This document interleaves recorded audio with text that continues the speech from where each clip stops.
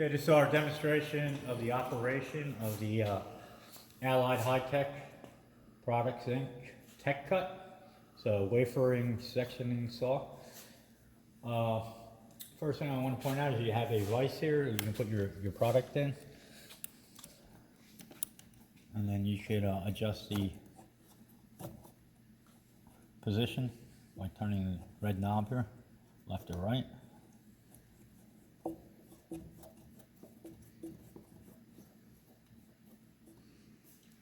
All right. First thing I want to point out here is I'm going to set the direction to reverse. It's at the there's a limit here, so it's at the limit here. I'm going to go forward, and you can adjust the speed using the speed adjuster. There's a load setting here. It's described in the manual what you use that for. What'll happen is if the load is hit, you'll get an override and it'll start lowering the speed so that you're not putting too much pressure on the blade.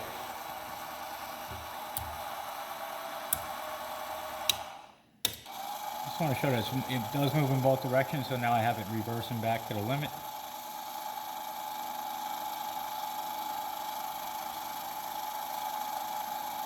So 110 unit, and it's the main power is here. You have an emergency power on and off here, and you can turn your coolant on, but I'll have to demonstrate that with the lid closed. With the lid open, you're not able to turn the saw or the cooling on. So, but you are able to move the positioning in the front and forward and reverse direction.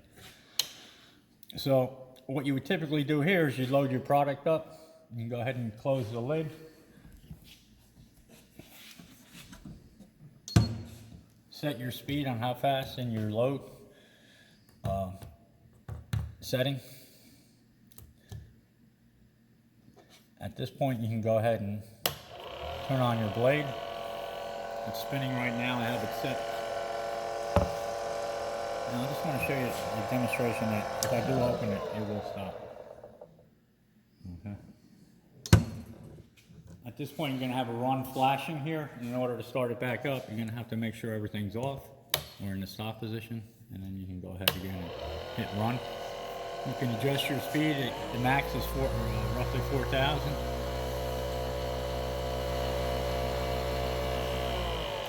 And you go all the way down to about 100, I think. That's slow speed.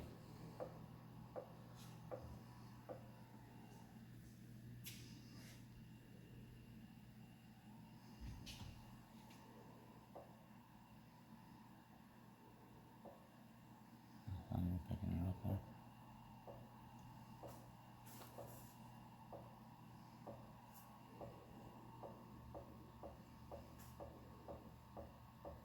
Let's see, we got it all the way down to 39 RPMs right now.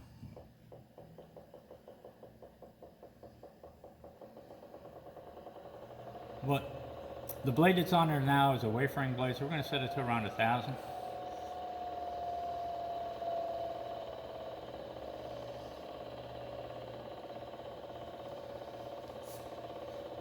And at this point, you go ahead and you can turn your coolant on. There's a pump inside and a reservoir. I'll show you that later on when we open it up. And there's an adjustment on the back here where you can adjust the amount of flow going out the. It's just a needle valve that you're opening and closing.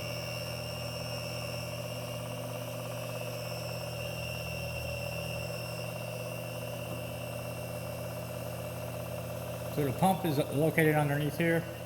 We'll shoot out the two nozzles. You can adjust them as necessary and return back through the front hole here into the reservoir.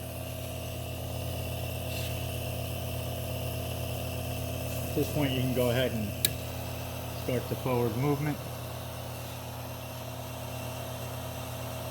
And you can see there's quite a few settings here, and it goes very slow at 1. You can barely see it moving, but it is moving. All the way up to 10, which is the maximum speed.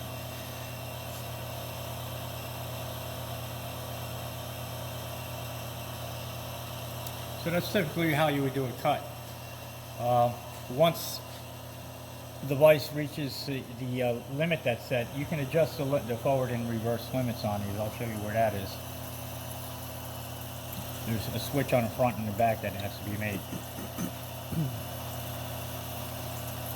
Now, this will take a while to get all the way through, so I just want to show you that it is operational. And I guess I'll go ahead and show you the limit switches while we're here. I don't know if we'll be able to see it with this. But underneath here, and here's one of the switches here. So you would have to adjust. There's a little set screw here. You can adjust this rod either forward or out. So as you can see, when I hit reverse,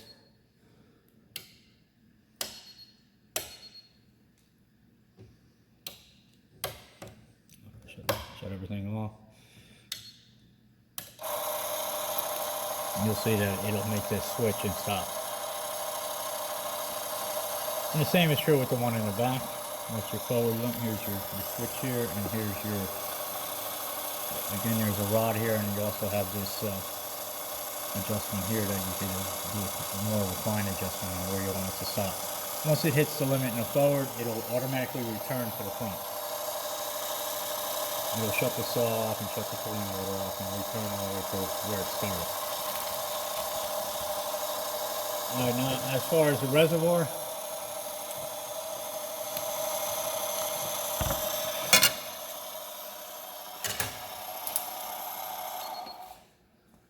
we'll send along a hose that was with this, and you would connect that to here. You could slide this out somewhat, and you can see the reservoir. What I did is I put some PVC plastic liner in here. I glued it to the side.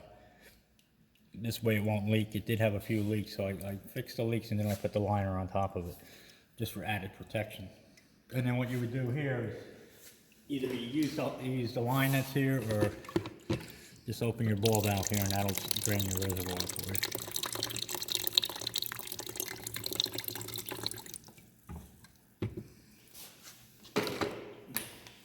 And like I said, you can't really see the pump, but there is a pump in the back here.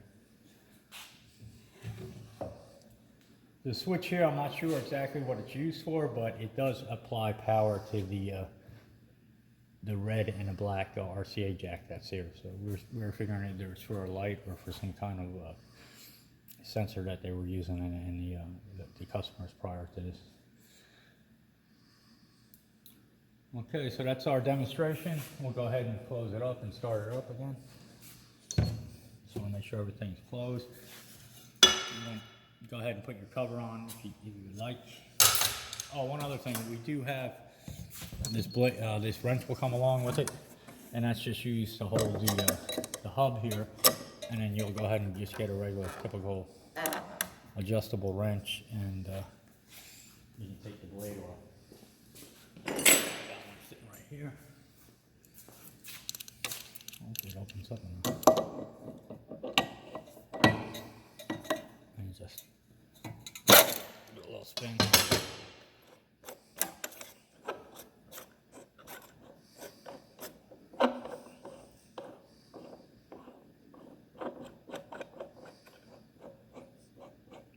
Pull that off. And that's the blade that was on there. That's a 6-inch blade, and I believe that's a 1/2-inch center. Let's go ahead and put it back on.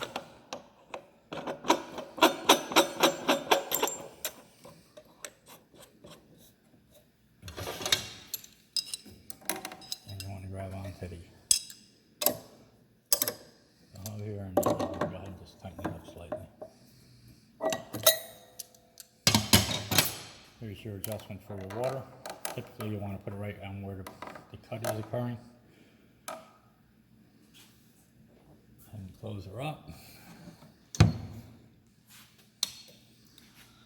you want to get a condition here where the run light is no longer flashing. You can go ahead and turn your saw on. Adjust your speed. Turn your coolant on.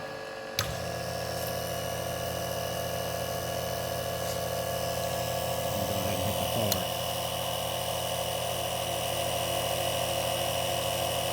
So that's our functionality video demonstration of the Tech Cut saw.